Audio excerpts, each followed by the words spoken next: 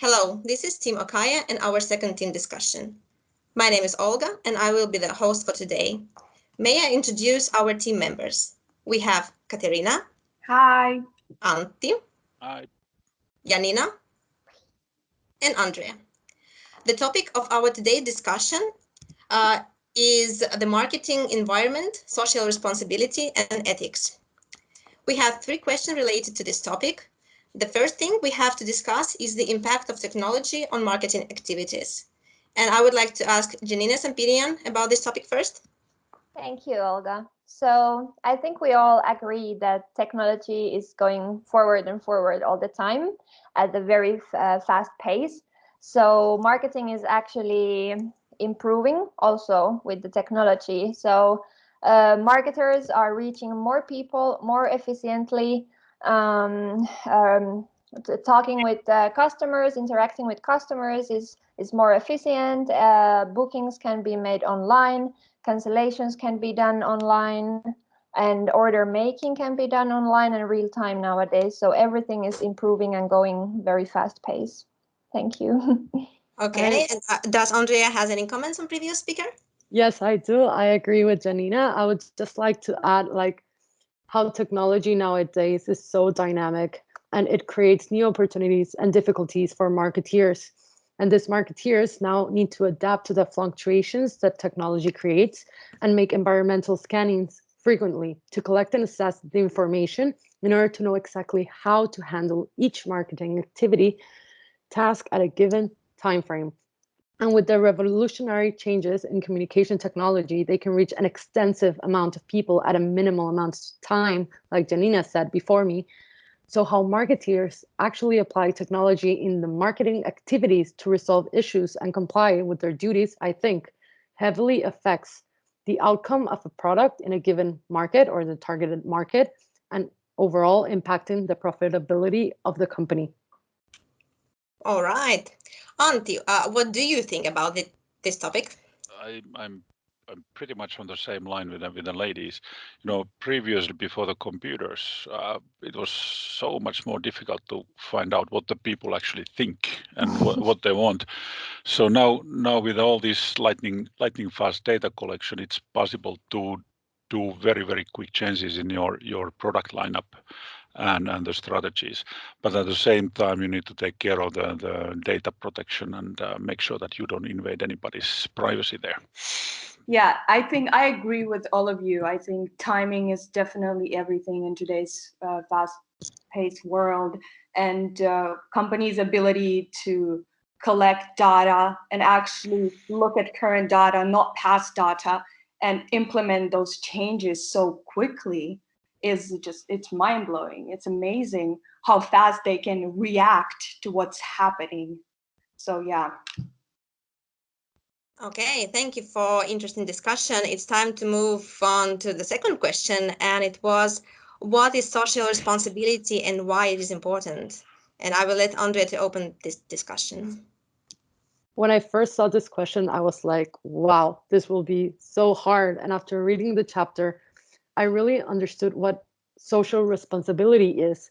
It is when a company actually engages in self, like they really want to leave a positive footprint in a community, which could further include employing sustainable behaviors. And it is important to incorporate this social responsibility and sustainability to a company's strategic plan, as it generates trust and further solidifies long-term customer relationships while increasing value and future profitability of the company.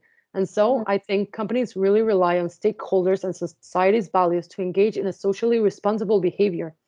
And companies, marketeers, will then assess those values, trending at the moment because sometimes they're volatile, in that community, and make calculated guesses on how to give back to the community in a way that will ultimately also help the company's economic responsibility of being profitable. Yeah. Well, it's a very good point, Andrea. Does Katerina agree with you? Well, yes, I definitely agree. But I would like to come at this from a different angle, because some companies have actually been using social responsibility as this marketing tool or trick where they almost try to make themselves look better than they actually are. So there's actually a term for it, greenwashing.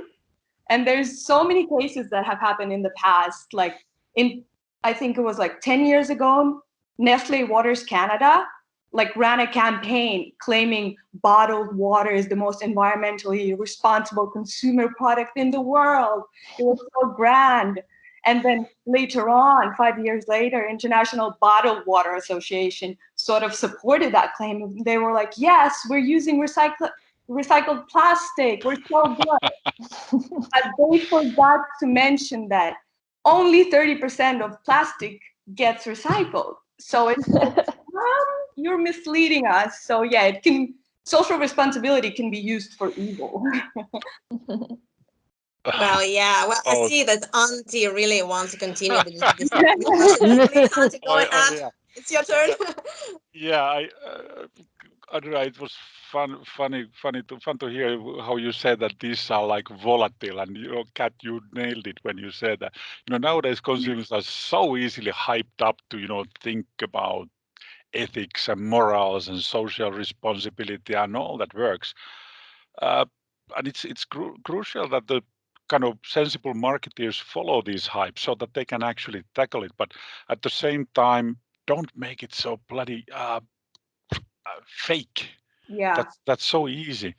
But at the same time, I think that it really depends on the company and the products. Because if you are selling like say ready mixed concrete, I think your social responsibility hyping might be slightly different than if you were like organic health product retail chain. So exactly. And don't make it fake. Auntie, you always have very good points. I definitely agree with you, but what about Janina? Yeah, I'm left with nothing almost because my teammates are such great at giving everything out. But one interesting point from the book that gave the definition for social responsibility, it also said that it's a company's obligation to actually maximize the positive impact on the surrounding nature and also minimize the negative impacts. So I think the obligation was an interesting word in there and a very heavy one. And what I do want to add is that when it's done correctly, the positive publicity of the company can really be expanded. So I think that's really important because it's a lot about the publicity nowadays. So yeah, thanks. Well, excellent. Thank you all for your good answers. And now we have the last question for today. So please name several non-governmental regulatory forces. Do you believe that self-regulation regulation is more or less effective than governmental regulatory agencies, and why? So let's start with Antti. Right. Well, various industries like mass media, advertising, and we have these food supply chain operators, different non-official healthcare providers, and many other likes. They have their own self-regulating bodies. And for example, if you take a look at the International Chamber of Commerce, which offers, for example, International Court for Arbitration, and its local affiliates like Finland Chamber of Commerce, they're often consolidating these local bodies, self-regulating bodies under their own umbrella. For example, in Finland, there are like 8 different bodies like Council for Mass Media and Ethics in Advertising and these kind of things. And typically they seem to develop like acceptable ethical and moral industry guidelines and offer dispute resolution services. But this is where that differs from government bodies, is that they typically don't monitor so much and they don't follow up things. So disputes only arise when somebody lodges a complaint. And that also makes it easier and more cheaper for businesses to follow these kind of things. Of course, it's easy to slip from that, but in competitive environment, other companies, your competition, they are pretty quick to react and they lodge those complaints then then easily. In government regulations, they tend to be very stiff. They don't necessarily respond to market changes so quickly. So you may end up in funny situations where regulations require something and you need to comply on the pain of penalty, or you get penalized, and at the same time market demands something different. So that, I guess that's the main reason why it's more popular to have these self-regulating bodies. All right, thank you, That's Antti. what I Who think, would like to continue? Maybe Janina? Yeah, I'll go very quickly because Antti took a long time. So I just want to give you one personal example of mine. So when I was working for Budget Sport in Finland, it's a sports goods store, and one of our rivalry was XXL Sports and Outdoors shop from Norway. When it was opened in Finland, they started to have these crazy good deals about stuff, but actually the Finnish Competition and Consumer Authority came into it because they were selling stuff with a very crazy discounts, but the regular products were actually never sold with the full price that they were marketing. And so they were actually taken all the way to the market court about this in 2015, and they got a fine of 100,000 euros for false marketing because it was misleading for customers. Mm-hmm. So these things really happen, and this is a personal experience of mine that I followed really closely. Thank you. Okay. What about Katerina? Well, I think non-governmental regulatory forces, they don't have very much sort of power. They lack tools, and they don't have the authority to enforce anything. And they're also like they're less strict. So I'm not sure which one is more efficient in sort of changing anything, but I think there's advantages to both governmental and non-governmental. So it's still up for debate. Andrea, what do you think? Well, I actually do not 100% agree with Antti nor Janina. I'm more within Kat line. I think governmental and non-governmental regulatory forces are interdependable and very effective, like both of them, but in very different ways.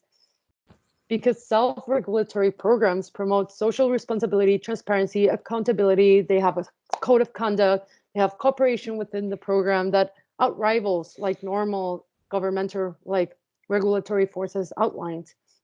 And when effective, they do reduce the need of governmental regulatory agencies. However, it's really rare that these programs have the actual power to impose those guidelines to their members, and very often they cannot enforce them to non-member companies. And that is when governmental regulatory agencies come in. They come with their strict guidelines, laws, hard punishments, equality. All companies are have to be within law and guidelines of governmental regulatory agencies. And so they restore fair competition and practices. So everything is connected. Exactly. Yeah. Okay, guys, today we discussed the meaning of technology in marketing environment. We understood what social responsibility actually means, and we also had great examples on non-governmental regulatory forces. So I would like to thank you all for this good discussion. Next time, the host of our team discussion will be Antti. Congratulations. Yay. Thank you once again, and goodbye. Yeah. Thank you. Good Bye. night. Bye.